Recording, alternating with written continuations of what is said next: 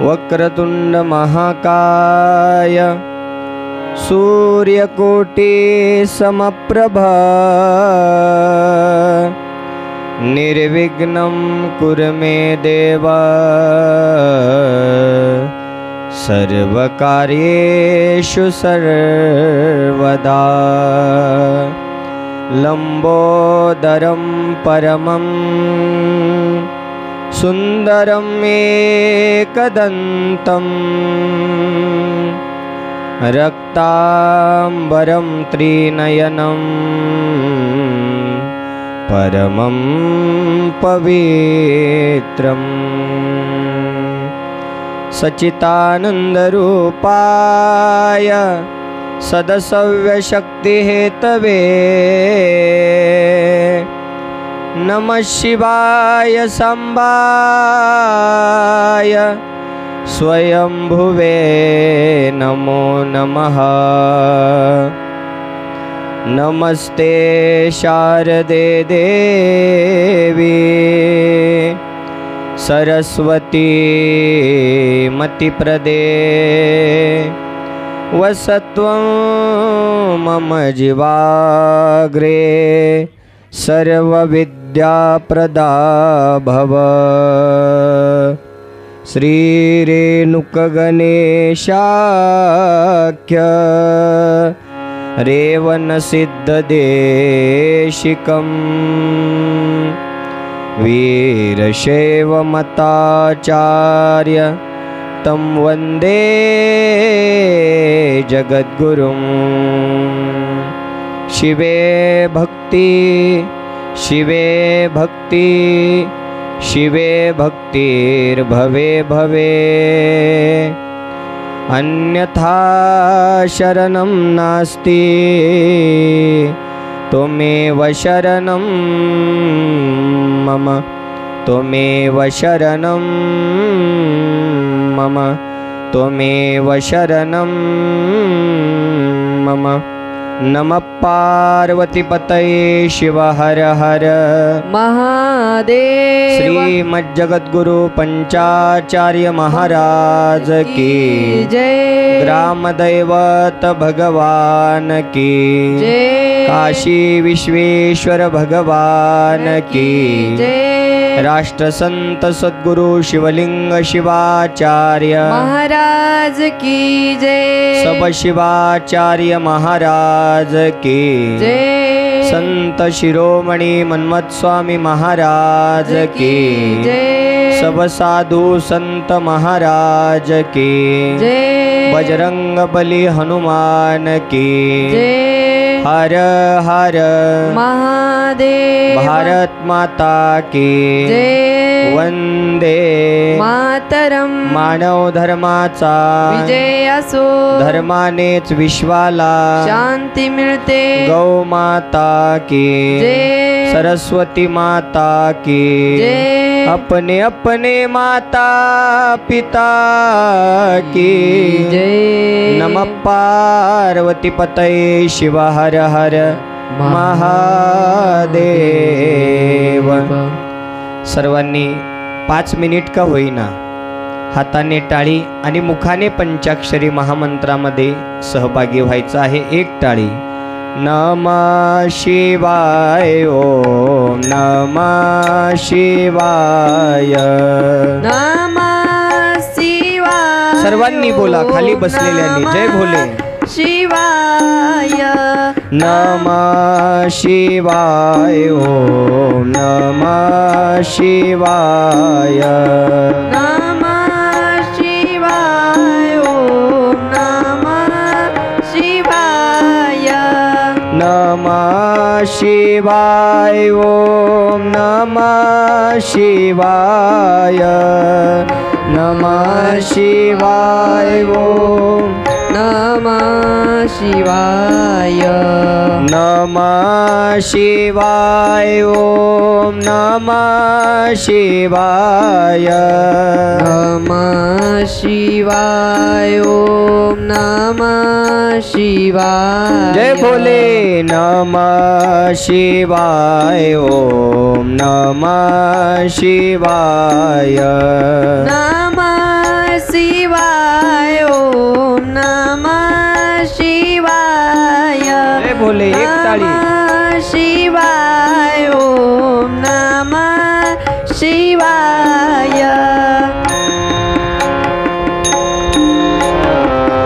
जय भोले एक ताली वाजवा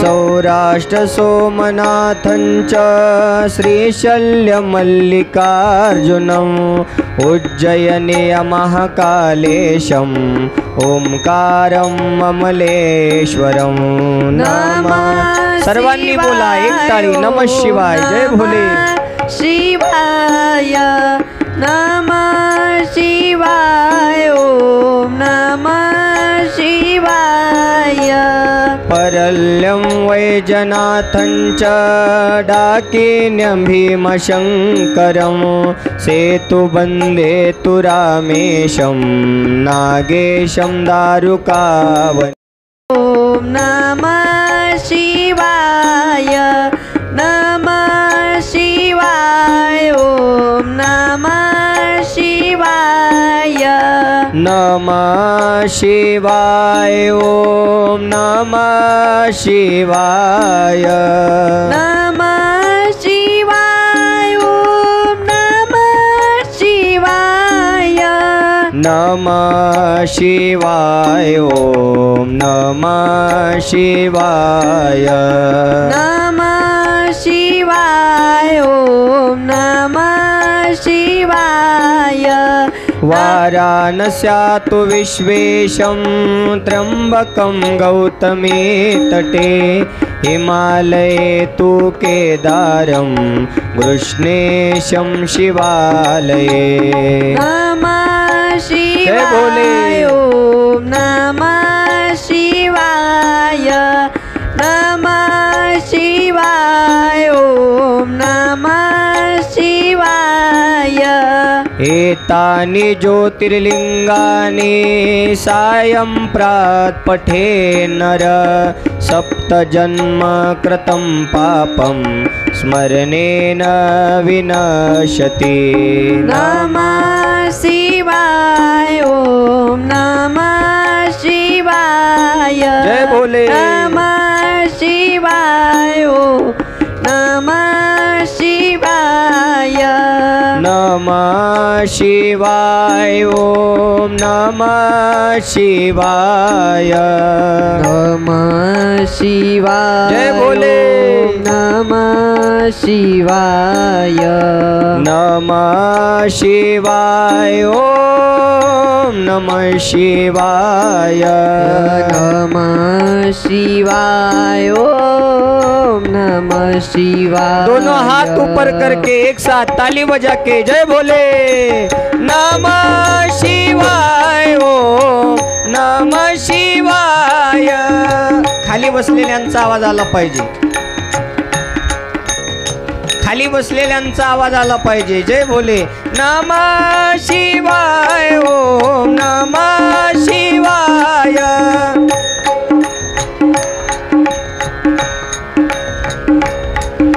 नमः शिवाय. नमः शिवाय. हर हर बोले नमः शिवाय. वा वा. पुणेकरांचा सुद्धा आवाज एवढा गोड आहे की भगवान शिव परमात्म्याचा मला मेसेज आलेला आहे तुमचा आवाज ऐकून. तो मेसेज काय आहे आपण पुढे ऐकणार आहोत. त्यासाठी काशी विश्वेश्वरापर्यंत आपला आवाज पोचला पाहिजे, आहे की नाही. संसारामध्ये आपण रिकाम्या गप्पा भापट पसारा भरपूर बोलतो, पण भगवंताचं नाम घ्यायला मात्र कंजूसपणा करतो.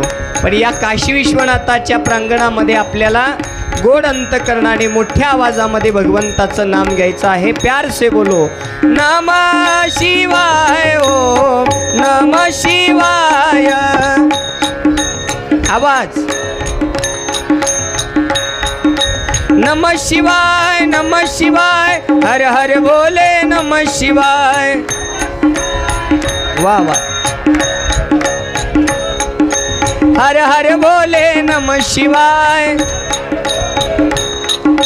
शिव शिव बोलो नमः शिवाय. जय भोले. नमः शिवाय. ओम नमः शिवाय. जय भोले. नमः शिवाय. नमः शिवाय. नमः शिवाय. नमः शिवाय. नमः शिवाय. नमः शिवाय. नमः शिवाय. नमः शिवाय. नमः शिवाय. मेरे भोलेनाथ. नमः पार्वती पते शिव हर हर हर हर.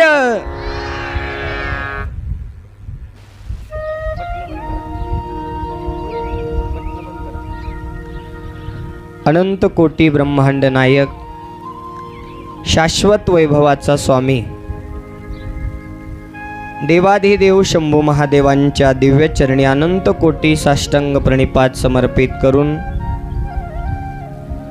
कुलगुरु षटस्थल ब्रह्मी 108 श्री गुरु शांतवीरलिंग शिवाचार्य गुरु महाराज हिरेमठ संस्थान औसा जिल्हा लातूर तथा जन्मदाते आई वडील या दोन्हीही गुरुवर्यांच्या दिव्य चरणी अनंत कोटी साष्टांग प्रणिपात समर्पित करून आपल्या कात्रज या नगरीचे ग्रामदैवत काशी विश्वनाथ तथा पुणे शहरातील सर्व देवी देवतांच्या दिव्य चरणी अनंत कोटी साष्टांग प्रणिपात समर्पित करून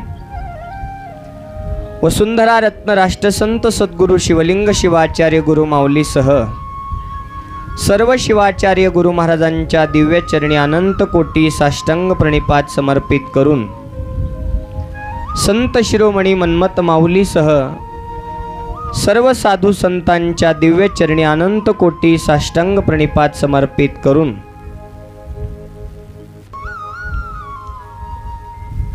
12व्या शतकामध्ये ज्यांनी क्रांती केली आणि 18 पगड जातीपातीला एका अनुभव मंडपाच्या खाली आणून ज्यांनी इष्टलिंग पूजा शिकवली असे क्रांतीसूर्य जगतज्योती महात्मा बसवेश्वर महाराज, हिंदवी स्वराज्याची स्थापना करणारे छत्रपती शिवाजी महाराज आदी राजे महाराजे यांना वंदन करून आजच्या या एक दिवसीय देहपर शिव महापुराण कथा श्रवण करण्यासाठी उपस्थित तुम्ही सर्व माता पिता बंधू भगिनी, आपणा सर्वांच्या हृदय मंदिरामध्ये विराजमान असणाऱ्या परमात्म्यरूपी भगवंताच्या दिव्य चरणी अनंत कोटी साष्टांग प्रणिपात समर्पित करून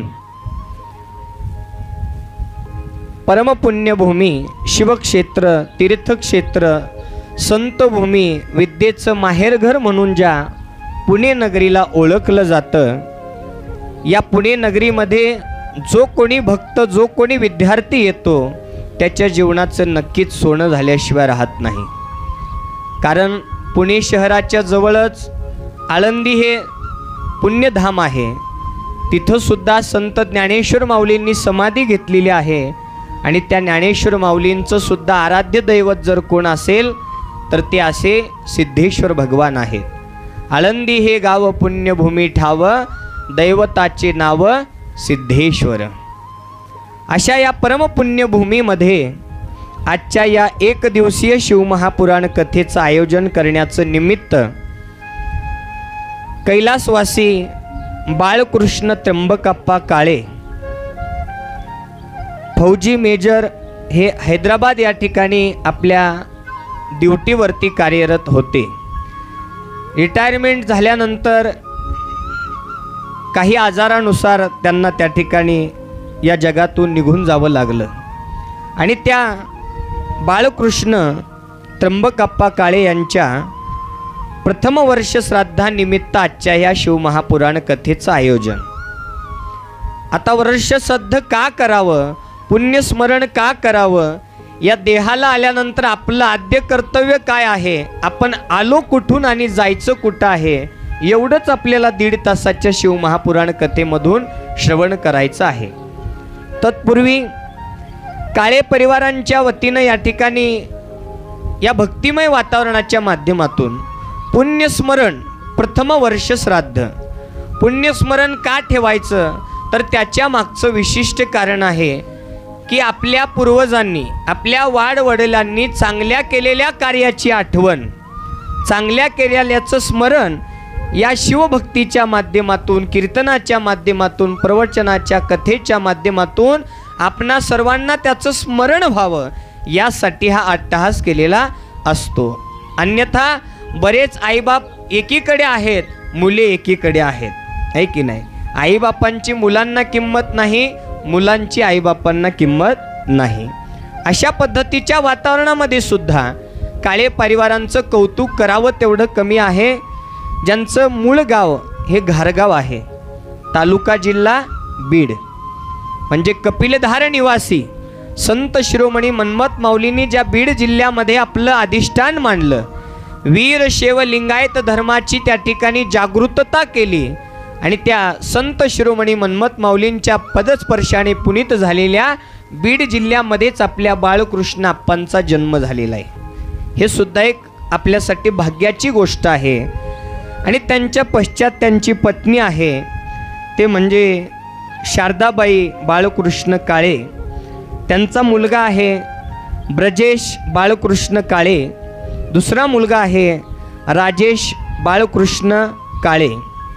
तदनंतर ब्रजेश दादांची धर्मपत्नी आहे नीता ब्रजेश काळे व राजेश अप्पांची धर्मपत्नी आहे सारिका राजेश काळे। तदनंतर बाळकृष्ण अप्पांच्या पश्चात त्यांचे बंधू आहेत ते असणारे अण्णासाहेब त्र्यंबक काळे, रावसाहेब त्र्यंबक काळे, सिद्धेश्वर त्र्यंबक काळे।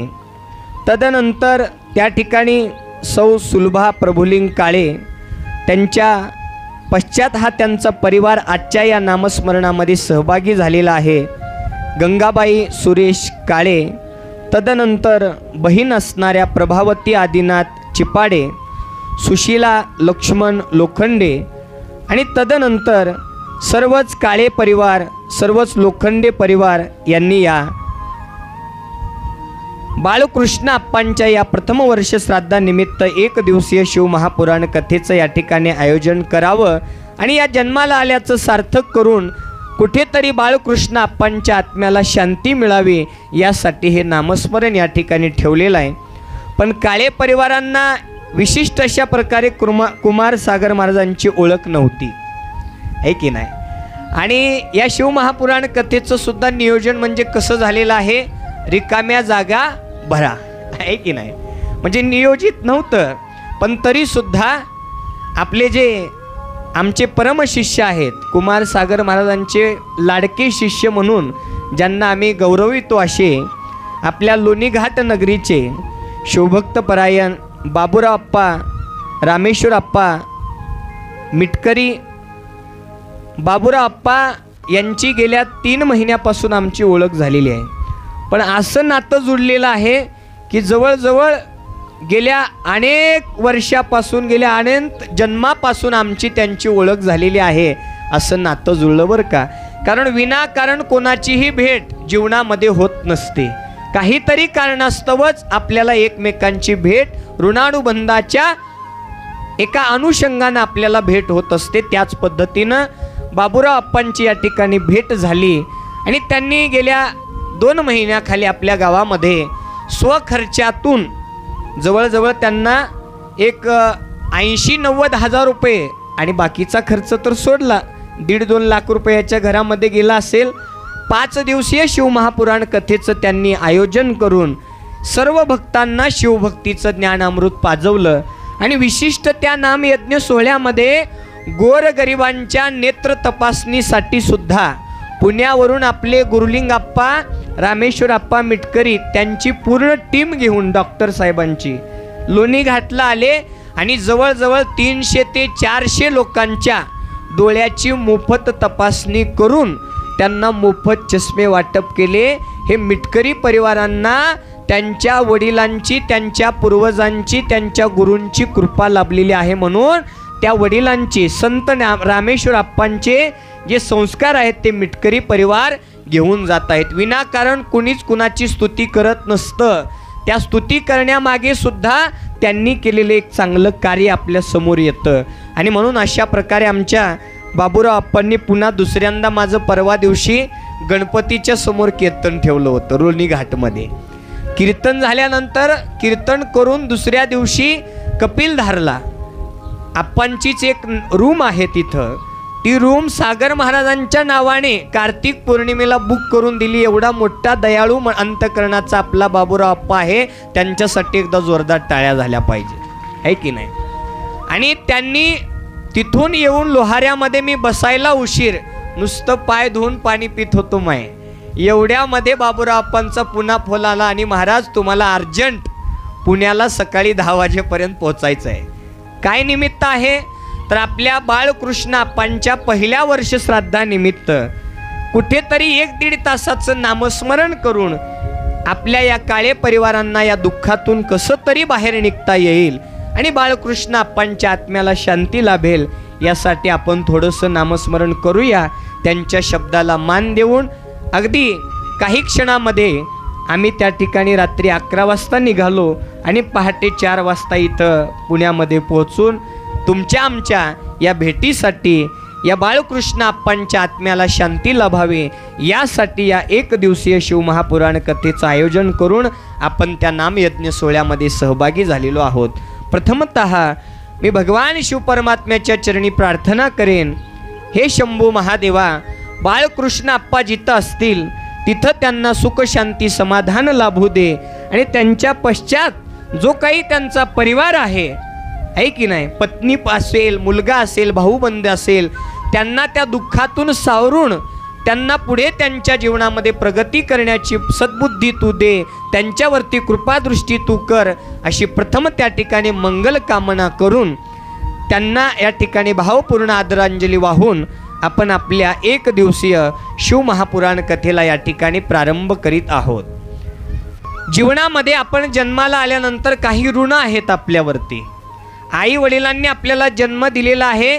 आई वडिलांच्या ऋणातून मुक्त होणं हे पहिलं आपलं कर्तव्य आहे. दुसरं, आपण जन्माला आल्यानंतर आपले जे काही कुलगुरू असतात त्या कुलगुरूंची सेवा करून त्यासुद्धा ऋणातून मुक्त होणं हे दुसरं कर्तव्य आहे. तिसरं कर्तव्य आहे समाजाची सेवा करणं, देशसेवा करणं, हे तिसरं त्या ठिकाणी आद्य कर्तव्य आहे. त्या देशसेवेच्या ऋणातून सुद्धा मुक्त होऊन आपण त्या ठिकाणी ही भक्ती आपल्या जीवनामध्ये जिंकून घेतली पाहिजे. जेवढी भक्ती आपल्या जीवनामध्ये महत्त्वाची आहे ना, तेवढीच देशसेवा आपल्या जीवनामध्ये महत्त्वाची आहे. का महत्त्वाची आहे त्याचं उदाहरण देऊन सांगितलं बघा. आज जर आपले लहान लहानशे मुलं 18-19 वयाचे मुलं परीक्षा देऊन बॉर्डरवरती तैनात राहिले नसते तर त्या ठिकाणी आपण इथं या शिवमहापुराण कथा ऐकत बसलो असतो का? कुठेतरी बाहेरचे आतंकवादी येऊन आपल्यावरती हल्ला केले असते. ते रात्रंदिवस त्या ठिकाणी डोळे लावून आपलं रक्षण करत आहेत म्हणून आपण या ठिकाणी निवांत बसलेलो आहोत. ती देशसेवा सुद्धा एक आईची सेवा आहे म्हणतात. भारत माता की म्हणल्यानंतर पुढे काय शब्द येतो? जय येतो, आहे की नाही? भारत माता की जय येतो की नाही? कधी ऐकलंय का हो पाकिस्तान माता की जय, इंग्लंड माता की जय, फ्रान्स माता की जय? ऐकलंय कधी? नाही. भारत माता की जय हाच शब्द जगाच्या पाठीवर का वापरला गेला त्याचं कारण सांगितलं. या जगाच्या पाठीवर असा एकमेव देश आहे ज्या देशामध्ये संत महंत देवाधिक जन्माला आले, पुण्यवंत तोची देश केला वास शिवभक्ती.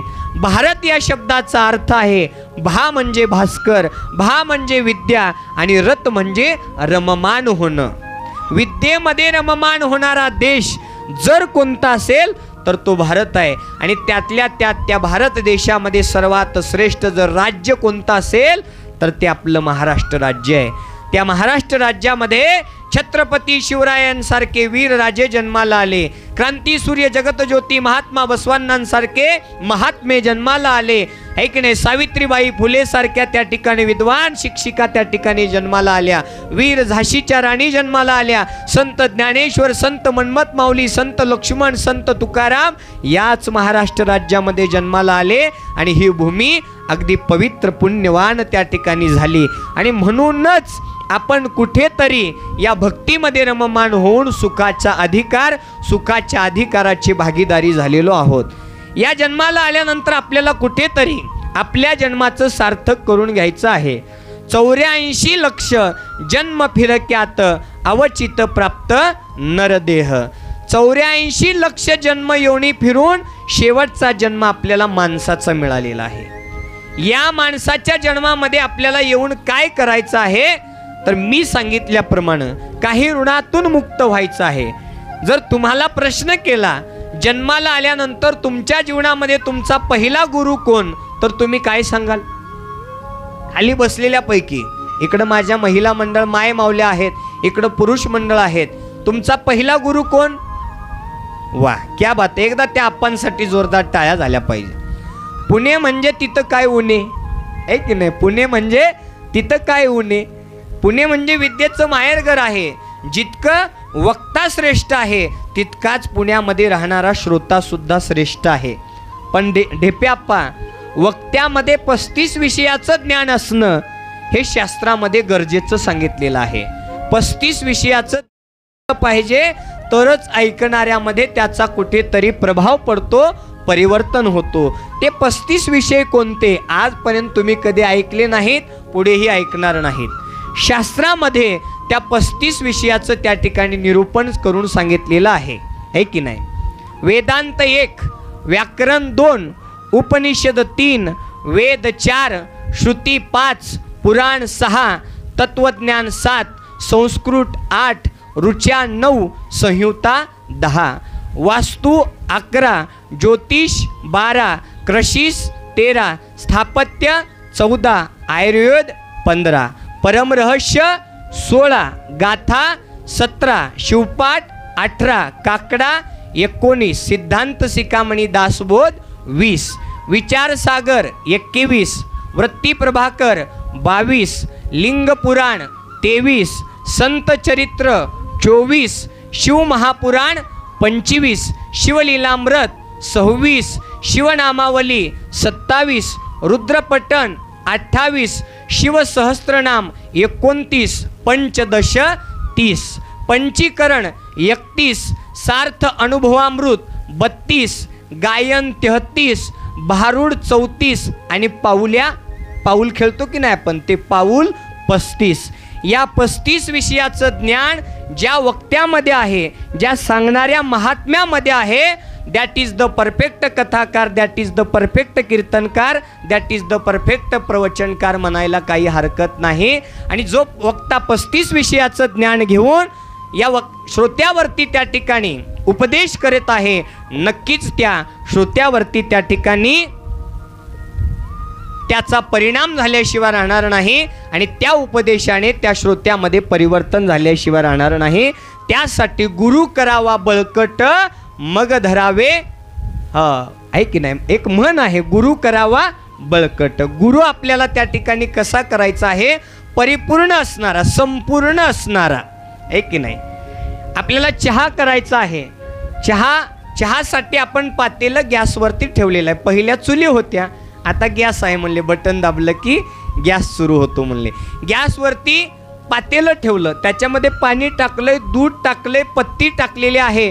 मग चहा पूर्ण झाला का? काय टाकावं लागतं त्याला शेवटला चौथा क्रमांक साखर. त्या साखर टाकल्याशिवाय त्या चहाला गोडी येत नाही.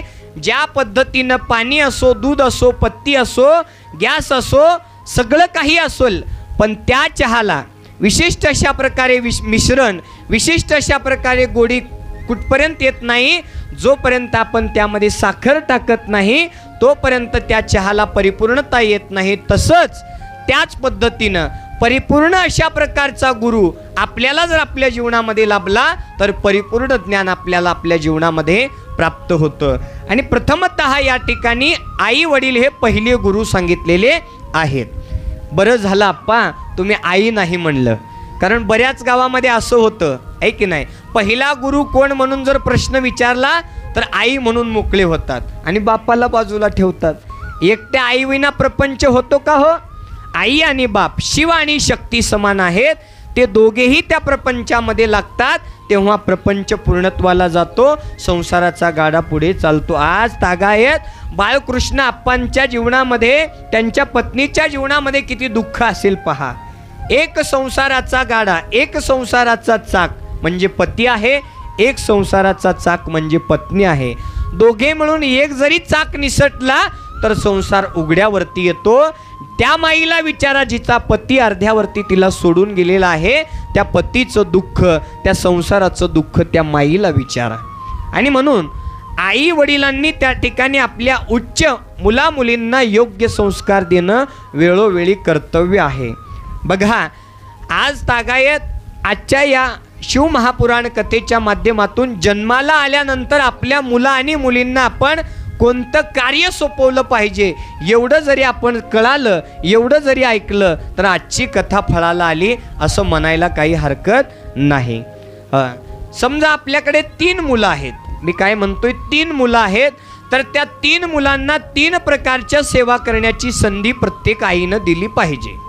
आता 3 मुलं आहेत, एक मुलगा देशसेवेसाठी बॉर्डरवर पाठवावा आप्पा, दुसरा मुलगा आई वडिलांची सेवा करण्यासाठी, आपली शेतीवाडी सांभाळण्यासाठी आई वडिलांच्या जवळ ठेवावा, आणि तिसरा मुलगा असं जे नामस्मरण असतं, धर्मकार्य असतं, समाजाचं कार्य असतं, अशा ठिकाणी समाजाच्या कार्याला सोपवून द्यावा. अहो महाराज आमच्याकडे एकुलता एकच मुलगा आहे व आम्ही काय करावं, असा सुद्धा प्रश्न आहे. आमच्याकडे एकुलता एक तेही कितीतरी नवसं करून, पशुपतीनाथाचे नवसं करून बेजार झालो आम्ही, आहे की नाही. 1 मिनिट सुद्धा महादेवाला झोपू दिलं नाही. 12च्या नंतर काटा गेल्या रविवारच्या रात्रीचा. महादेव बिचारा पहिलं निवांत झोपायचा. जेव्हापासून गुरुलिंगाप्पा पशुपतीनाथाचं नावाचं व्रत ऐकलं, रविवारच्या रात्रीच्या 12चा काटा 12 वाजून 1 मिनिट झाला रे झाला. माझ्या माय माऊल्या निघाल्या नटून महादेवाच्या मंदिरात पशुपतीनाथाचं व्रत करायला. पहाट 12:30 पासून त्या पिंडीवर आंघोळ सुरू आहे ना, ती पार सकाळी 12 वाजेपर्यंत तशीच धार सुरू आहे. पण भगवान शिव परमात्म्याला सुद्धा काही वाहण्याचे नियम सांगितलेले आहेत बघा. दूध कोणतं वाहावं महादेवाला, कोणतं? गावरान गाईचंच दूध व्हावं. 5 प्रकारच्या गायी आहेत भगवान शिवाच्या मुखापासून जन्माला आलेल्या, 5 प्रकारच्या गायी आहेत. आता त्या पुण्यात कुठं मिळणार आहे की नाही, नका मिळू द्या. तुम्हाला जरी गावरान गाईचं दूध नाही मिळालं नका वाहू, पण पॉकेटचं दूध वाहून पापाचा भागीदारी होऊ नका. मी पाहिलंय, मी गेल्या 5 वर्षाखाली इथं चालू होतो याच मंदिरामध्ये, आहे की नाही. मी पाहिलं होतं भोले भल्या मोठ्या घराण्यातले लोक 20 रुपयाचं पॉकेटचं दूध घेऊन यायचे, सोबत एक कातर घेऊन यायचे आणि मंदिरात आल्याबरोबर कटकन कात्रीनं कापायचे एक भाग, लगेच पिंडीवरती धार धरायचे, आहे की नाही. मग हे पापाचा अधिकारी आहे. गावरान गाईचं दूध सोडून महादेवाला दुसरं दूध व्हायचं नाही. जर्सी गाय असेल, म्हैस असेल, पॉकेटचं दूध व्हायचं नाही. सोबत असेल तर गावरान गाईचं उगण न कळत व्हा, नका वाहू. एक लोटा जल सभी समस्या का हल आहे आणि फल आहे. एक लोटा जल सभी समस्या का फल असं पंडित मिश्रांनी आपल्याला सांगितलं. पण ये नहीं हो सकता वीरशैव लिंगायत धर्म में. एक लोटा जल सभी समस्या का फल ये नहीं हो सकता. कैसे नहीं हो सकता? सुनो, कान खुले करके सुनो. कैसे नहीं हो सकता?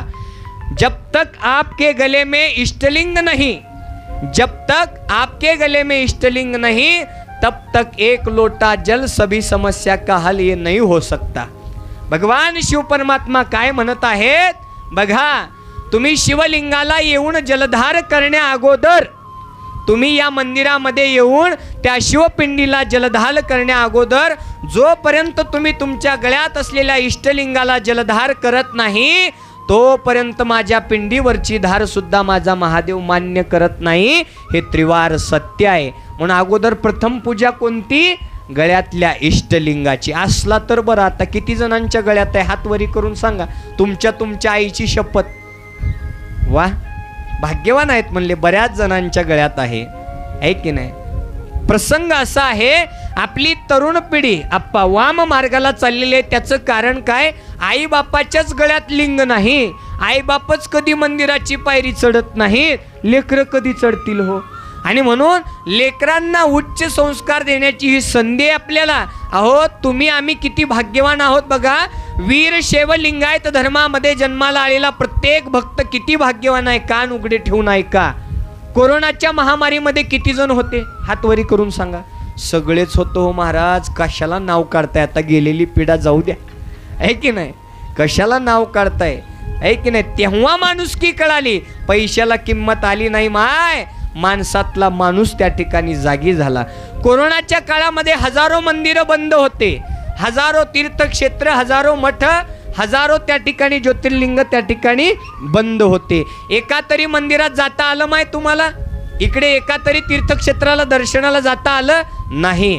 पण वीरशैव लिंगायत धर्मामध्ये जन्माला आलेला भक्त किती भाग्यवान आहे बघा. या ब्रह्मांडाचा मालक देवादिदेव, या जगाचा मालक देवादिदेव शंभू महादेव इष्टलिंगाच्या रूपाने तुमच्या गळ्यात सोबत होता. 12 महिने 24 तास केव्हा वाटेल तेव्हा तुम्हाला त्याची पूजा करता आली, है की नाही? समाधान वाटलं. मंदिर बंद, मठ बंद, पण इष्टलिंगाची पूजा मात्र कायम चुकली नाही. तो देवच आपल्या सोबत आहे. मग तुम्हाला कुण्या मंदिरात जायची गरज अहो नाही. पाहोणी आईशा शिवभक्ताला यमही थरथरला. ओम नमः शिवाय भव तरुण उपाय, सुलभ उपाय तारक मंत्र श्री गुरुचा. ज्याच्या कपाळावर विभूती आहे, ज्याच्या गळ्यात इष्टलिंग आहे, ज्याच्या मुखात पंचाक्षरी मंत्र आहे, त्याच्या जवळ यम सुद्धा यायला घाबरतो हो. त्याच्यासाठी तुम्हाला शिव महापुराण कथा श्रवण कराव्या लागतात. त्याच्यामध्ये आहेत अनेक पापी दुराचारी भक्तांनी भक्तीच्या बळावर आमच्या रामेश्वर आप्पांच्या चिरंजीवांनी, मिटकरी परिवारांनी, बाबुराव आप्पांनी, गुरलिंग आप्पांनी 5 दिवस आपल्या गावामध्ये हेच ऐकलं की कोणत्या भक्तांनी भक्तीच्या बळावर त्या भगवान शिव परमात्म्याला आपलंसं करून घेतलं. तर बघा, आपण वीरशैव लिंगायत धर्मामध्ये जन्माला आलेलो आहोत. तुमच्या आमच्यासारखा कुणीच भाग्यवान या जगाच्या पाठीवर नाही. अहो, तुम्ही आम्हीच काय, देवादिदेव भगवान शिव परमात्म्याला या 33 कोटी देवतांनी डोक्यावर घेतलंय. ऐकायचंय तुम्हाला? पंढरीचा पांडुरंग परमात्म्या कधी दर्शन घेतले का? इथं बसलेल्यापैकी किती जणांनी घेतले? हात वरी करा. वा. पंढरपूरला गेले असताना पांडुरंगाचं दर्शन घेत असताना कधी त्याच्या डोक्याकडे पाहिलंय का? काय आहे त्यांच्या डोक्यावर? हा बघा, युगे 28 उभा तप करी, मस्तकी तो धरी शिवलिंग. 28 युगापासून तो विटेवर उभा आहे, पण डोक्यावर कोणाला धारण केलंय? माझ्या देवादिदेव शंभू महादेवाला शिवलिंगाच्या रूपामध्ये डोक्यामध्ये स्थापन केलंय. म्हणूनच त्या पांडुरंग परमात्म्याला विशिष्ट अशा प्रकारचं दैवत्व प्राप्त झालं. तुळजापूरची तुळजाभवानी माता घ्या, त्या सुद्धा तुळजाभवानी मातेनं दंडावरती शिवलिंग धारण केलं, म्हणून देवीला देवत्व त्या ठिकाणी प्राप्त झालं. बार्शीचा भगवंत घ्या, डोक्यावरती धारण केलं. जेजुरीचा खंडेराया घ्या, दंडावरती धारण केलं. या जगाच्या पाठीवर असा एकही देव नाही ज्यांनी भगवान शिव परमात्म्याची भक्ती केली नाही. आणि म्हणूनच या सगळ्या देवांनी मिळून माझ्या महादेवाची भक्ती केली म्हणून या सगळ्या देवांना दैवत्व प्राप्त झालं. असा देवादिदेव शंभू महादेव आपल्याला काय म्हणतो आहे बघा. आपण त्या महादेवाचे वंशज आहोत. वीर शैव लिंगायत धर्म म्हणजे साक्षात भगवान शिवाचा वंश आहे. तुम्हीच शिव आहात, तुम्हीच देव आहात, तुम्हीच रुद्र आहात. त्याचंही कारण सांगितलं. आता जाता जाता तुम्ही घाई गडबडीमध्ये जाता जाता एखाद्या आईला लाथ लागली, त्यावेळेस काय करता तुम्ही? आय एम सॉरी म्हणता का चटकन पाया पडता? काय म्हणता? पाया पडता ना. का पडता हो? ही परंपरा, हे शास्त्रीय कारण माहिती आहे तुम्हाला? नाही माहिती. तेच ऐकायचं आहे आपल्याला. त्यांनी पडलं म्हणून ते पडणार, त्यांनी पडलं म्हणून ते पडणार, पण याच्या मागचं विशिष्ट कारण आपल्याला माहीत झालं नाही. तर शिव सांगता आहेत की या प्रत्येक जीवामध्ये भगवान शिव परमात्म्याचं वास्तव्य आहे. म्हणून तर म्हणलं ना, माझे हृदय भुवन करा आपुले सिंहासन. हृदय मंदिरामध्ये भगवान शिव परमात्मा स्थापित झालेला आहे. फक्त त्याला आपल्याला जागृत करायचं आहे भक्तीच्या बळावर. प्रत्येक जीवामध्ये त्या शिवाचं वास्तव्य आहे. लिंगपती आणि अंगसती आहे. लिंगपती आहे आणि अंग सत्य आहे. जसं लग्नामध्ये एखादा मुलगा एखाद्या मुलीच्या गळ्यामध्ये मंगळसूत्र बांधतो, त्यावेळेस त्या मुलीला विशिष्ट अशा प्रकारचं सौभाग्य प्राप्त होतं आणि तो पती तिचा सौभाग्यवती होऊन त्या ठिकाणी संसाराला सुरुवात होते. एखादा जर आपण बाजारामध्ये घेऊन मंगळसूत्र गळ्यात बांधलं आणि मी सौभाग्यवती म्हणल्यानंतर चालेल का? नाही चालणार. त्याला विधीपूर्वक लग्नामध्ये स्वामीला आमंत्रित करून विधी पूजा पाठ करूनच मुलाच्या हाताने मुलीच्या गळ्यामध्ये मंगळसूत्र बांधल्यानंतरच ती जशा प्रकारे सौभाग्यवती होते, तसंच ज्या पद्धतीनं स्वामी आपल्या लग्नामध्ये आपला विवाह लावतात ना, त्याच पद्धतीनं दीक्षा देत असताना गुरुमाऊली लिंगपती आहे आणि अंगसती आहे. या दोघांचा विवाह लावला जातो. अक्षदा टाकून तुम्हाला सौभाग्यवती केलं जातं. शिवभक्तांचं सौभाग्य म्हणजेच इष्टलिंग आहे. आणि भगवान शिव परमात्म्याच्या या अनुषंगानं या नामस्मरणामध्ये आपल्याला नाहून जाण्यासाठी हा इष्टलिंग सौभाग्याच्या रूपाने आपण आपल्या गळ्यामध्ये धारण केला पाहिजे. बऱ्याच जणांच्या गळ्यामध्ये आहे, पण अजून बऱ्याच तरुण पिढीनं गळ्यामध्ये धारण केला नाही. तर आपण वेळोवेळी सावध झालं पाहिजे. बघा, प्रत्येक जीवामध्ये शिव आहे म्हणूनच आपण त्याचं दर्शन घेतो. पण या माणसातला माणूस थोडासा झोपलेला आहे. गुरुलिंगाप्पा, माणसातला माणूस झोपलेला आहे, माणसातला देव झोपलेला आहे. म्हणूनच तारकासूर जन्माला आले. रावणासारख्या क्रूर प्रवृत्तीचे, तारकासुराच्या क्रूर प्रवृत्तीचे लोक या ठिकाणी जन्माला आले. आपण परवा ऐकलं ना, गेल्या महिन्यामध्ये गुजरात या राज्यामध्ये एका महिला डॉक्टरची त्या ठिकाणी अत्याचार करून त्या ठिकाणी हत्या करण्यात आली. बघा, मी म्हणतो तारकासूर गेले, राक्षस मेले, पण राक्षस प्रवृत्ती आज सुद्धा जिवंत आहे. आणि त्या राक्षस प्रवृत्तीला जाळण्यासाठीच आपल्याला ही भजन परंपरा, कथा परंपरा, भक्ती परंपरा टिकवून ठेवावी लागणार आहे. कारण जोपर्यंत देवाचं अस्तित्व आहे ना, तोपर्यंतच माणसात माणूस राहणार आहे. ज्या दिवशी देवाचं अस्तित्व संपलं, त्या दिवशी या कलियुगाचा अंत होणार आहे. 4,32,000 वर्षाचं कलियुग आहे आणि त्यामधले 5200 वर्ष आज पूर्ण झालेले आहेत. तर आज असली परिस्थिती आहे, ज्या मुलीला आपण देवी म्हणून ओळखतो, ज्या मुलीला लक्ष्मी म्हणून ओळखतो, ज्या मुलीला आपण सरस्वतीचा अवतार मानतो, त्या जर मुलीची राक्षस प्रवृत्तीनं अत्याचार करून, बलात्कार करून हत्या जर केली जात असेल, तर आपण हिंदू म्हणून घेण्याच्या योग्यतेचे राहिलेलो नाहोत. म्हणून या माणसातल्या माणसाला जागं करण्यासाठी ही भक्ती आपल्या जीवनामध्ये अवलोकन केली पाहिजे. बघा, दगड माहिती आहे सगळ्यांना, दगड सगळ्यांनाच माहिती आहे. दगडाचं उदाहरण देतो तुम्हाला. एका दगडाला जर आपण भस्म लावला तर त्याचा महादेव होतो. कान उघडं ठेवून ऐका बरं का. दगडाला विभूती लावली तर त्याचा महादेव होतो. त्याच दगडाला बुक्का लावला तर त्याचा विठ्ठल होतो. त्याच दगडाला शेंदूर लावला तर त्याचा म्हसोबा होतो. त्याच दगडाला गुलाल लावला तर त्याचा भैरोबा होतो. त्याच दगडाला गुलाल लावला तर त्याचा. माणसाला नेमका कोणता कलर लावावा जेणेकरून माणसातला माणूस जागा होईल, सांगा बरं. तर या माणसाला शिवनाम रूपी कलर, शिवभक्तिरूपी कलर, शिवकथारूपी कलर, अध्यात्मरूपी कलर, धर्मरूपी कलर जर आपल्या जीवनामध्ये आपण अंतःकरणामध्ये लावला तर नक्कीच माणसातला माणूस जागेल्याशिवाय राहणार नाही, नक्कीच माणसातला देव जागृत झाल्याशिवाय राहणार नाही. म्हणून जीवनामध्ये आपण जर भक्ती जीवनामध्ये अवलोकन नाही केली तर या जीवनाला अर्थ काय? फूल है गुलाब का कली किस काम की, फूल है गुलाब का कली किस काम की, जीवन में भक्ति नहीं कर पाए तो ये जिंदगी किस काम की, ये जिंदगी किस काम की. है की नाही? या जीवनामध्ये आल्यानंतर, या जन्माला आल्यानंतर आपल्याला काही ऋणातून मुक्त व्हायचं आहे. त्यासाठी सुरुवात आई वडिलांपासून आहे. आज मी आई वडिलांकडे काही गोष्टी देऊन जाणार आहे.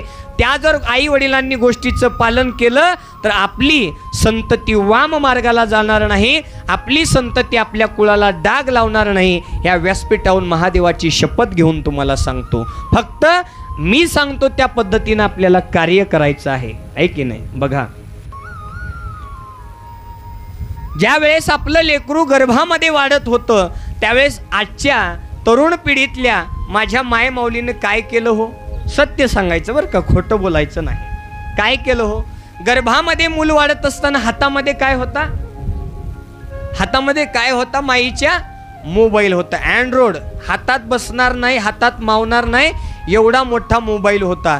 गर्भामध्ये मूल वाढत असताना आमची माय कधी वरी ढकलू लागली, कधी खाली ढकलू लागली, कधी उजवीकडे ढकलू लागली, कधी डावीकडे ढकलू लागली. याच्याने सगळ्या रील्सचा आवाज, इंस्टाग्राम, फेसबुक, व्हॉट्सअप हा सगळा आवाज गुरुलिंगाप्पा त्या लेकराच्या कानात जाऊन बसला. आणि लेकरू जन्माला आलं, ट्याव ट्याव ट्याव ट्याव ट्याव करत जन्माला आलं. ते माझ्यासारख्या महाराजांना कितीही अंगाई म्हणू द्या, शांतच बसना. आईनं बऱ्याच अंगाया पाठ केल्या पण शांतच बसना. पण त्या लेकराच्या पाळण्यामध्ये बरोबर मोबाईलचं गाणं लावून ठेवलं रे ठेवलं की चटकन शांत बसते. खरं की खोटं? वाह, क्या बात आहे. एवढं तरी मान्य करतात. किती गुणवान हो पुणेकर तुम्ही, सत्य बोलता बरं का. आहे की नाही? महादेवाला सांगतो तुमच्यावरती विशिष्ट कृपा आशीर्वाद करावा, कारण तुम्ही खरं बोललात ना. खरं बोलावं भक्तीच्या ठिकाणी. आहे की नाही? आहे की नाही? याला जबाबदार महाराज की आई? आहे की नाही? एवढं तरी कळतंय पण वळत नाही. आहे की नाही? बरं, तिथून पुढचा काळ घ्या थोडासा. आहे की नाही? लेकरू शांत बसलं मोबाईलने, त्याचा परिणाम आईनं त्याच्यावरती पाडला. पुढे लेकराला स्तनपान करायचं सोडून आईनं काय केलं? आईला बाकीच्या मोबाईलमधून वेळच मिळेना म्हणून आईनं आयती स्टेशनरीतून बाटली आणली आणि त्याच्यात दूध भरलं आणि ती प्यायला दिली. आहे की नाही? आणि ते लेकरू तेच बाटली पीत पीत पीत पीत मोठं झालं आणि दुसऱ्याच बाटल्या पेत फिरू लागलं. याला जबाबदार महाराज की आई? हां, खरं बोलावं माणसाने. त्याच्या पुढचं उदाहरण घ्या. लेकरू लहानाचं मोठं होत असताना जेवण सुद्धा तो करत नाही, त्याच्या पाठीमागे फिरावं लागतं आपल्याला. फिरता फिरता एका हातामध्ये भाताची वाटी आणि एका हातामध्ये टॉम अँड जेरीचं गेम लावल्याशिवाय तुमचं लेकरू जेवतच नाही. खरं की खोटं? आहे की नाही? मग ह्याला जबाबदार महाराज की आई? आई. मग याला सुरुवात आईपासून आहे. बघा, आईनं जर गर्भावस्थेमध्ये त्या ठिकाणी असताना परमरहस्याचं पारायण केलं, शिवपाठ वाचला, हरिपाठ वाचला, ज्ञानेश्वरीचं पारायण केलं, भागवत ऐकलं, शिवकथा ऐकल्या तर नक्कीच आपली सुद्धा संतती त्याच विचाराने सात्विक प्रवृत्तीनं जन्माला आल्याशिवाय राहणार नाही. कारण आई वडील संस्कारी होते म्हणून छत्रपती शिवराय जन्माला आले, आई वडील संस्कारी होते म्हणून संत ज्ञानेश्वर जन्माला आले, आई वडील संस्कारी होते म्हणून संत मन्मथ माऊली जन्माला आले. त्याच्यासाठी आई वडिलांचा पाया पक्का पाहिजे. म्हणून आजपासून शपथ घ्या की आपल्या मुलांना आपण मोबाईल देणार नाही ना, आम्ही मोबाईल शिवाय राहणार नाही. असंच का? नाही नाही, तुम्ही स्वतःपासून बदल घडवा. अगोदर सुरुवात आपल्यापासून करा, जग आपोआप त्या ठिकाणी बदलणार आहे. बघा, या मोबाईलनं किती वाटोळं झालं बघा. 3 तासाचा पिक्चर खरा की खोटा? पाठीमागे बसलेले आप्पा, खरा की खोटा? वा, खोटा आहे ना? वा, माहिती आहे खोटा. त्याच्यामध्ये असणारे हिरो हिरोईन फक्त दिसायला खरे आहेत, त्याच्यामध्ये होणारी ॲक्शन खोटी आहे आप्पा, खोटी आहे. 3 तासाचा पिक्चर तुम्ही टक लावून बघता, पापणी सुद्धा डोळ्याची पाडत नाही. आणि 2 तासाची कथा ऐकायचं म्हणलं रे म्हणलं आणि लगेच डोळे लावायला सुरुवात करतात, झटके देतात. आहे की नाही, गुडघ्याचा त्रास, भूक लागलेली आहे, पाठ दुखू लागलेली आहे, अशी अवस्था त्या ठिकाणी होते. मग याला जबाबदार कोण आहे बघा, या टीव्हीनं या मोबाईलनं केलं काय बघा. जीवनामध्ये गुरलिंग आप्पा मी नेहमी सांगतो, रील्सचं जीवन महत्त्वाचं नाही तर रिअलचं जीवन जीवनामध्ये महत्त्वाचं आहे. रिअलचं जीवन जगायला शिका. रील्सच्या जीवनामध्ये जीवन जगू नका. ते रील्स आज येतंय उद्या निघून जाते. टीव्ही काय करते बघा, तुम्ही 3 तास 4 तास मालिका पाहिल्या, पिक्चर पाहिले, मीटरचं बिल तुम्ही भरताय, त्यांनी तिकडं पैसे कमवतात. थोडा विचार करा, सावध व्हा. तुमचं बिल जळू लागलेलं आहे, त्यांनी फुकट तिकडं तुमच्या जीवावर पैसे कमावू लागले आणि या वासनेच्या पोटी तुमचा त्या ठिकाणी विध्वंस होऊ लागला. बघा इथं आपले जुने काही 2-4 व्यक्ती आहेत, माझे चष्मेवाले बाबा, हे थोडे जुन्यामध्ये मोडतात. बाबा तुम्ही मला एक सत्य गोष्ट सांगा, जुन्या काळामध्ये विष पिऊन फाशी घेऊन मरण्याचे प्रकरण होते का? नव्हते ना.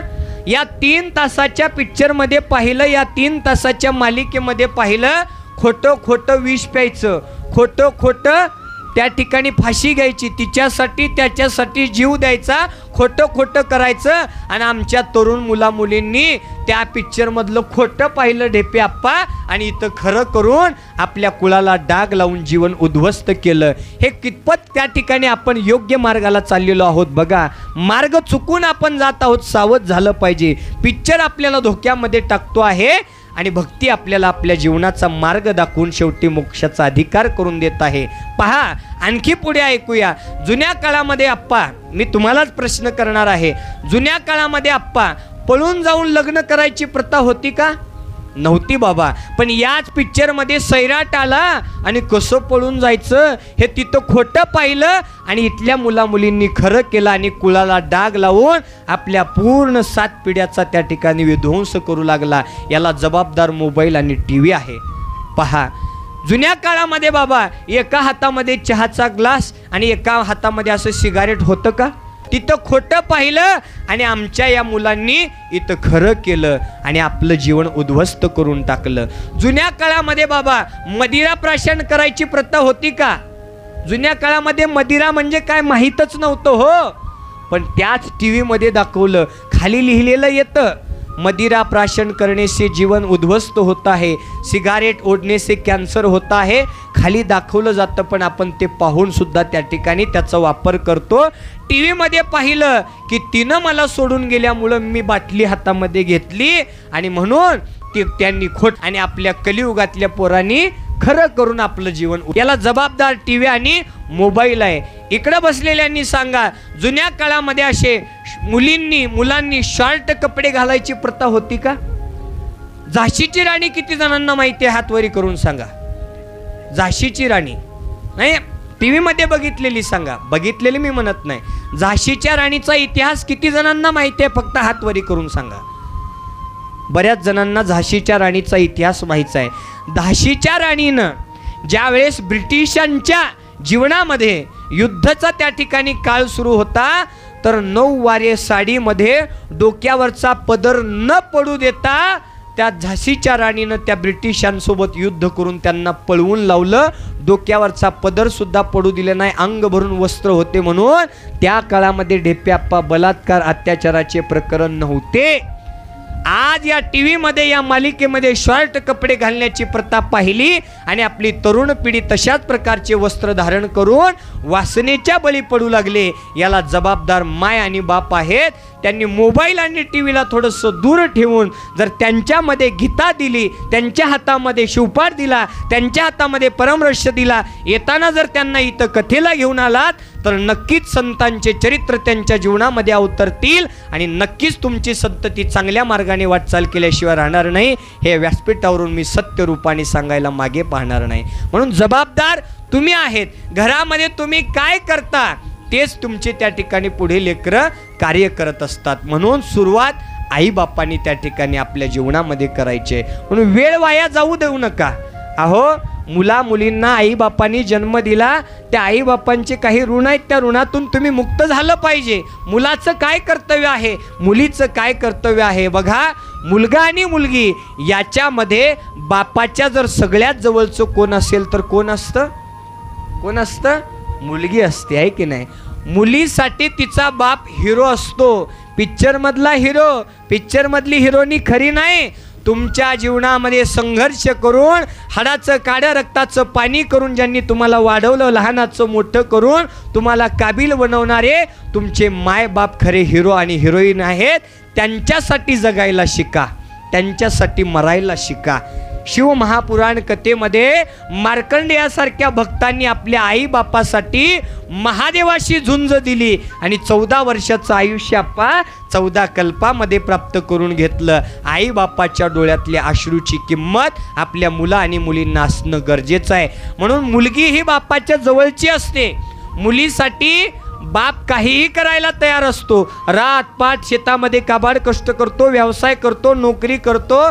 तो स्वतः कधीच कपडे घालत नाही चांगले नवीन नवीन, पण माझ्या दिदीला त्या ठिकाणी चांगले कपडे दिवाळीला राहावे म्हणून अहोरात्र काबाड कष्ट करून पैसे जमा करणारा बाप असतो. त्या बापाची किंमत प्रत्येक मुलीनं आपल्या जीवनामध्ये त्या ठिकाणी अवलोकन करून ठेवली पाहिजे. मुलींना आता इथं जेवढ्या मुली आहेत आणि माझ्या यूट्यूबच्या माध्यमातून जेवढ्या काही मुली आहेत, मी प्रत्येक वेळेला सांगतो, महाराज हा शब्द थोडा बाजूला ठेवा. एक तुमचा भाऊ म्हणून, तुमचा सख्खा भाऊ म्हणून एक महाराज शब्द बाजूला ठेवून एकच गोष्ट ध्यानात ठेवा. मुलींना विशिष्ट प्रकारे सांगतो मी, हे जग म्हणजे लव जिहादाच्या मार्गाकडे घेऊन जाणारं जग आलेलं आहे. परवाच आपण बरेच प्रकरण पाहिलेले आहेत. लव जिहाद म्हणजे काय? आपल्या हिंदू धर्मातील मुलींना बाकीच्या धर्मामध्ये ओढून न्यायचं, त्यांचा कामापुरता वापर करून त्यांची हत्या करून द्यायचं. हे लव जिहादाचे प्रकरण बरेच होऊ लागलेले आहेत आप्पा. मग त्या प्रकरणाला आळा बसण्यासाठी मुलीचं आद्य कर्तव्य आहे. जसा घोडा आपली नजर त्या ठिकाणी सरळ टक लावून त्या ठिकाणी आपलं कार्य साधतो ना, लगाम असते ना त्या घोड्याला, त्याच पद्धतीनं तुम्हाला आईबापांनी विश्वासाच्या बळावर त्या ठिकाणी तुम्हाला कॉलेजला पाठवलेलं आहे, शाळेला पाठवलेलं आहे. त्या विश्वासाचा कुठंच घात करू नका. कारण एखाद्या वेळेस परक्यानी केलेला विश्वासघात माणूस विसरून जातो, पण आपल्याच मुलामुलींनी आपल्यासोबत केलेला विश्वासघात मायबापाला जिवंतपणे मारून टाकतो. म्हणून एक करा, विश्वास कधीच वापस येत नाही. धन, ज्ञान आणि विश्वास हे 3 मित्र होते. धन, ज्ञान आणि विश्वास. तिघाचं त्या ठिकाणी बोलता बोलता काहीतरी वादविवाद झाले आणि त्यांनी ठरवलं की आपण काही काळ आता एकमेकापासून दूर राहायचं. विश्वास, धन आणि ज्ञान, तिघांनी ठरवलं की आता आपण काही काळ थोडंसं दूर राहायचं. मग त्यावेळेस तिघांनाही वाईट वाटलं, कारण आयुष्यभर सोबत राहिलं आणि थोड्याशा कारणासाठी जर दूर जावं लागत असेल तर एकमेकामध्ये चर्चा करू लागले. बाबा रे, जर आपल्याला एकमेकांची आठवण आली तर तुम्ही कुठे भेटाल, असं धनानी ज्ञान आणि विश्वासाला विचारलं. धनानी, धन म्हणजे पैसावर का, पैसा, ज्ञान आणि विश्वास या तिघांची मैत्री आहे. पैशाने ज्ञानाला आणि विश्वासाला विचारलं, जर आपली जर आठवण आली एकमेकांना तर आपण कुठं भेटायचं. यावर चटकन ज्ञानाने उत्तर दिलं, मी तर मोठ्या कॉलेजमध्ये, मी तर मोठ्या शाळेमध्ये, मी तर विद्येच्या घरामध्ये ज्ञानाच्या रूपाने तुम्हाला कुठेही मिळेल. ज्ञानाचा विषय मिटला. धन म्हणू लागलं पैसा, मी फक्त श्रीमंताकडे मिळेल. ज्या ठिकाणी श्रीमंती आहे त्या श्रीमंताच्या घरी पैशाच्या रूपाने मी मिळेल तुम्हाला. विश्वास मात्र काहीच न बोलता शांत उभा राहिला. यावर ज्ञानाने विश्वासाला विचारलं, मी सांगितलं मी विद्येच्या घरामध्ये मिळतो आहे की नाही, पैशाने सांगितलं श्रीमंताकडे मिळतो, नेमकं तू पुन्हा कुठं भेटणार. यावर विश्वासाने डोळ्यामध्ये अश्रू घेऊन हळुवार उत्तर दिलं, अरे बाबा, तू विद्येच्या घरामध्ये मिळशील, तू श्रीमंताच्या घरामध्ये मिळशील, पण एकदा काय माणसाच्या जीवनामधून विश्वास निघून गेला ना तर तो विश्वास परत कधीच येणार नाही. काही केल्या तो विश्वास परत कधीच येणार नाही. हे ऐकून दोघांच्याही डोळ्यात अश्रू आले आणि तेच मला तुम्हाला सांगायचं आहे. एकदा जर विश्वास आपल्या जीवनातून निघून गेला तर काही केल्या तो विश्वास आपल्या जीवनामध्ये परत येणार नाही. म्हणून मुलींना एक भाऊ म्हणून त्या ठिकाणी एक विनंती आहे आणि ती विनंती माझ्या बहिणींनी आपल्या जीवनामध्ये अवलोकन करावी. बघा, माझ्या बहिणींनो, तुम्हाला कथा नाही ऐकता आली नका ऐकू, तुम्हाला कुठलं व्रत नाही करता आलं नका करू, तुम्हाला कुठली पूजा नाही करता आली नका करू, तुम्हाला कुठल्या मंदिरात नाही येता आलं नका येऊ, तुम्हाला कुठलं ग्रंथ नाही वाचता आलं नका वाचू, तुम्हाला कुठला शिवपाठ नाही वाचता आला नका वाचू, तुम्हाला कोणती एखादी ओवी पाठांतर करता नाही आली नका करू, पण एक करा, तुमचा बाप आणि तुमची माय चार चौघातून जात असताना तुमच्या माय आणि बापाची मान तुमच्यामुळे खाली नाही गेली पाहिजे. एवढं जर कार्य तुम्ही केलात तर साक्षात शिवाची पूजा केल्याचा आशीर्वाद तुम्हाला लाभल्याशिवाय राहणार नाही. एवढंच करा. भले तुम्ही खूप शिका, खूप भारी भारी कपडे घाला, खूप भारी मोबाईल घ्या, खूप भारी फॅशन करा, फक्त आपल्या आईबापाचं नाव जाईल असं कार्य माझ्या बहिणींनो जीवनामध्ये करू नका. कारण जी मुलगी पळून जाऊन लग्न करते, जी मुलगी आपल्या आईबापांचा विश्वासघात करते, मी नाही सांगत आप्पा, गरुड पुराणाच्या 11व्या पेज नंबरवरती लिहून ठेवलेलं आहे, कुणाला वाचायचं असेल तर वाचून घ्या.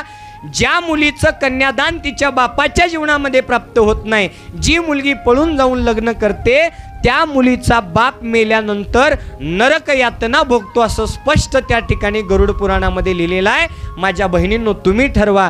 ज्या बापाने हाडाचं काढं केलं, रक्ताचं पाणी केलं, लहानाचं मोठं केलं, तुमचं लग्नासाठी अहोरात्र पैसे गोळा केले, त्या बापाला तुम्हाला जर मान खाली घालून या जगातून पाठवून नरक यातना भोगाव्या पाठवायचं असेल तर तुम्ही हे कार्य त्या ठिकाणी करू नका.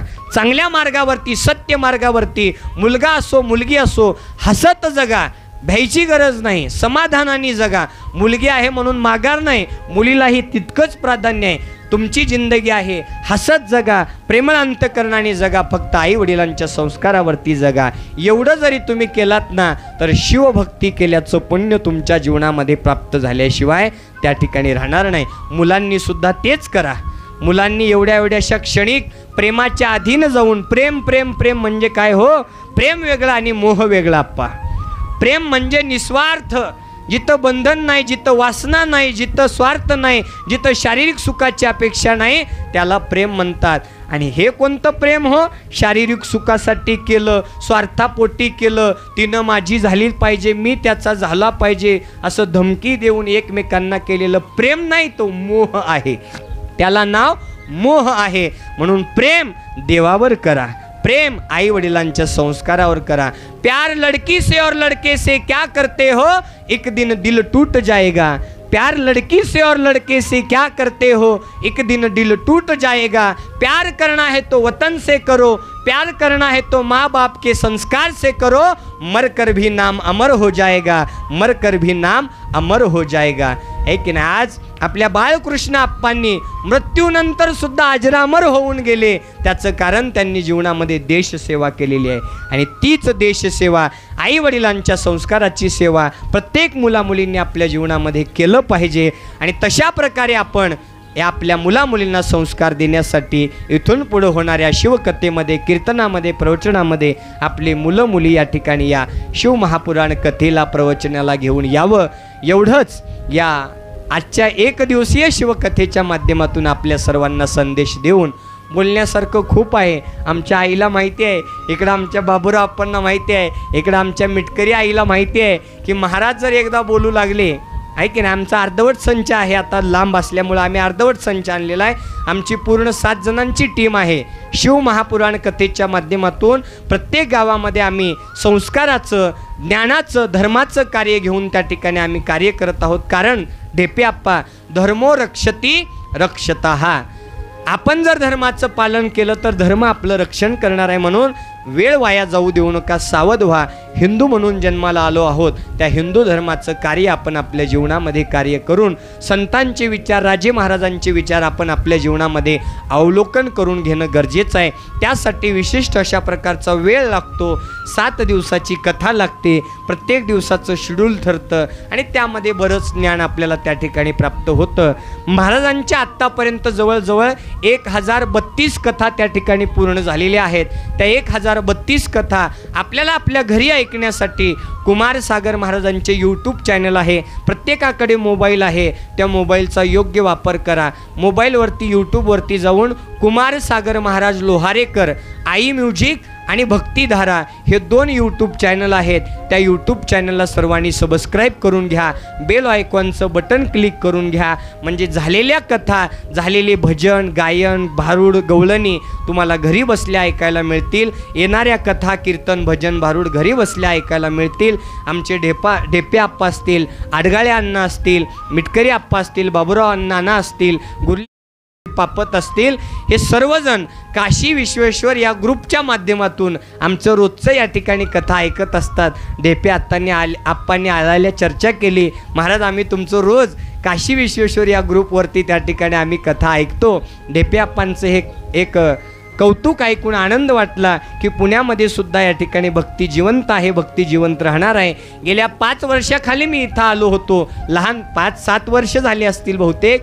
त्यावेळेस या ठिकाणी स्वरूप थोडंसं कमी होतं, पण आज हे जे वैभव पाहून एक मनाला आनंद वाटला की साक्षात कैलासामध्ये येऊन या ठिकाणी मी कथा करू लागलो, याचा आनंद झाला. एकदा सर्व या संयोजन समितीसाठी जोरदार टाळ्या वाजवून आपण त्यांचं स्वागत करूया.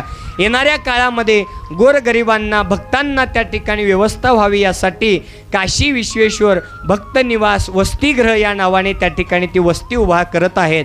त्या वसतिगृहासाठी आपल्या दानातून योग्य दान आपण त्या ठिकाणी देणगी स्वरूपात द्यावं.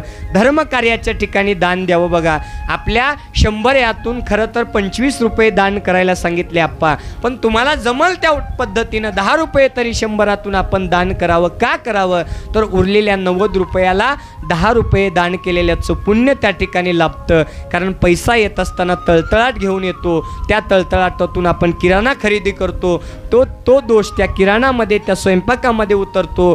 तो दोष पुन्हा आपल्या जेवण केलेल्या मनावरती चढतो आणि मन तामस प्रवृत्तीकडे जातो. म्हणून धन, अन्न आणि मन असे 3 म्हण त्या ठिकाणी सांगितलेले आहेत. म्हणून धन शुद्ध असणं गरजेचं आहे. धन शुद्ध असेल तर अन्न शुद्ध आहे, अन्न शुद्ध असेल तर मन शुद्ध आहे. त्या धनाची शुद्धता, इकडे तिकडे सुपारी खाऊन मदिरा प्राशन करून पैसे वाटोळा करण्यात या धनाची शुद्धता नाही. तर धर्मकार्यामध्ये मंदिराच्या ठिकाणी आपलं यथोचित देणगी दान स्वरूपामध्ये आपण दान करून आपल्या धनाची शुद्धता करून घ्यावं. एवढं या प्रसंगी सांगून या वसतिगृहासाठी आपण यथोचित ज्यांना जेवढं जमेल त्यांनी देणगी देऊन इतरांनाही देणगी देण्यासाठी आपण उत्स्फूर्त करावं. एवढं या प्रसंगी सांगून पुन्हा एकदा आपण या बाळकृष्णाप्पा काळे यांच्या प्रथम वर्ष श्राद्धानिमित्त 1 दिवसीय शिवमहापुराण कथेचं आयोजन करून आपण मोठ्या बहुसंख्येने उपस्थित झालात, त्याबद्दल सर्वांचे ऋण आभार व्यक्त करून आपण सर्वजण या ठिकाणी आलात. आपणा सर्वांना काशी विश्वनाथ भगवान शिव परमात्मा, अनंत कोटी ब्रह्मांड नायक भगवान शिव सुख समृद्धी, आयु आरोग्य, धनसंपदा, उदंड आयुष्य तुम्हा सर्वांना देवो, एवढी मंगल कामना करून आपल्या मुलींना उच्च संस्कार द्या. संस्कारापेक्षा मोठा आरसा नाही, एवढं या ठिकाणी सांगून येत असताना आपल्या मुलींना इकडे घेऊन या. वयाच्या 8व्या वर्षी दीक्षा संस्कार आहे. 8व्या वर्षी आपल्या मुलींना दीक्षा देऊन आपण आपल्या धर्मामध्ये त्या ठिकाणी राहा, धर्माचं पालन करा. एवढंच या प्रसंगी सांगून झालेली 1 दिवसीय शिवमहापुराण कथा भगवान शिव परमात्मा काशी विश्वेश्वर जन्मदाते आई वडील तुम्हा सर्व साधू संतांच्या दिव्यचरणी समर्पित करून शिवकथेला विराम करत असताना पुढच्या महिन्यामध्ये दिनांक 17 ऑक्टोंबर 2024 ते 24 ऑक्टोंबर 2024 लोणीघाट जिल्हा बीड येथे 7 दिवसीय शिवमहापुराण कथेचं आयोजन बाबूराव अप्पा मिटकरी यांच्या वतीनं त्या ठिकाणी झालेलं आहे. ज्यांना जमेल त्यांनी तिथे येऊन कथा ऐका, ज्यांना जमत नाही त्यांनी यूट्यूबच्या माध्यमातून कथा ऐका. कथा ऐकत राहा. कथा काय ऐकाव्या? ज्यांच्या घालवायच्या आहेत व्यथा त्यांनी ऐकायच्या आहेत कथा. एवढंच या ठिकाणी सांगून कथेला विराम. ओम शांती शांती शांती. हे देव हर हर हर हर. आता सगळ्यांना भूक लागलेली आहे म्हणा, त्याच्यामुळे आवाज निघत नाही सकाळी. ओ वाळू गुरुला आरती, गुरुला आरती लावोनी पंच प्राण ज्योती. ओ वाळू तो तारक सद्गुरु मूर्ती, सद्गुरु मूर्ती पतित जन उद्धरती. ओ वाळू ओवाळू. करी दया कृपेची छाया हरी भव भया श्रेष्ठ गुरुराया श्रेष्ठ गुरुराया. प्रेमे ओवाळे नाही काया तव पदी. ओवाळू ओवाळू गुरुला आरती गुरुला आरती. जय बोले. लावूनी पंच प्राण ज्योती ओवाळू ओवाळू. गुरुलिंग जंगम सेवा जंगम सेवा हा स्वधर्म आपुला ठेवा. ओवाळू ओवाळू. हरिहरा हरिहरा अनिक सूर्यवरा मार्ग दुसरा नसेचे पाहता. मानोनी श्रेष्ठ गुरु जगताला ओवाळू ओवाळू. गुरुराज भक्त जन काज राखी मम लाज. आलो मी शरण मने विश्वनाथ हा दीन. ओवाळू ओवाळू ओवाळू गुरुला आरती. लावूनी पंच प्राण ज्योती ओवाळू ओवाळू. कर्पूर गौरम करुणावतारम संसार सारम भुजगेंद्रहारम सदा वसंतम हृदयारविंदे भवम भवानी सहितं नमामि. गुणातीत कांतं परब्रह्म शांतं सुविद्यादिदेवं भवारण्यदाहं उमानाथमेशं जराजन्मनाशं स्वयं ज्योतिर्लिंगं नमामिष्टलिंगं. महादेवदेवं महापापनाशं चिताभस्मलिंगं नमामिष्टलिंगं. कर्पूरगौरं करुणावतारं संसारसारं भुजगेन्द्रहारं. हरः ॐ. यज्ञेन यज्ञमयजन्त देवा हस्तानि धर्माणि प्रतमानश्यनं तेहनाकं महिमान सचन्त यत्र पूर्वे साध्या सन्ति देवः. ॐ गुरुदेवो महादेवो गुरुदेवो सदाशिवो गुरुदेवात् परं नास्ति तस्मै श्री गुरवे नमः इति मंत्रपुष्पांजलि समर्पयामि. सांबजय नम पार्वतीपते शिव हर हर महादेव. श्रीमज्जगद्गुरु पंचाचार्य महाराज की जय. काशी विश्वनाथ अन्नपूर्णा माता की जय. सब संतन की जय. हर हर महादेव. भारत माता की जय. वंदे मातरम. मानव धर्माचा विजय असो. धर्मानेच विश्वाला शांती नमः मिळते. पार्वतीपते शिव हर हर महादेव.